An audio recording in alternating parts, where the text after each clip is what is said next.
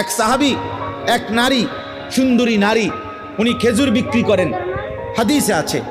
ওই সুন্দরী নারী খেজুর কিনতে আসছে।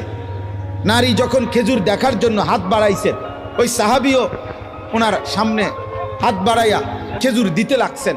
তো ওই মহিলার হাতে যে খেজুর তুলে দিছেন, এই হাতটা খেজুর তুলতে গিয়ে যেভাবে হোক মনের চাহিদার কারণে ওই হাত চাপ দিয়ে ধরছেন, অর্থাৎ অনেক সুন্দর হাত। এই জন্য উনি মহিলার হাতে মানে খেজুরও দিছেন, একটু শক্ত করে ধরে ফেলছেন হাতটা, শুধু এতটুকু, সাথে সাথে হাত সরাইয়া এই এতটুকু, ইয়া রাসূলুল্লাহ আমি একটা অপরাধ করে ফেলছি। ওই নারীকে আমি খেজুর দিতে গিয়ে আমি আমার মনের আবেগে বেখেয়াল হয়ে গেছে, আমার ভুল হয়ে গেছে, আমি তার হাতটার মধ্যে একটু চাপ দিয়ে ধরে ফেলছি, আমার তো গুনাহ হয়েছে ইয়া রাসূলুল্লাহ। আপনি আমারে শরীয়তের বিধান কি আমার উপরে, আপনি আমার উপরে আকিম আলাইয়াল হাদ্দা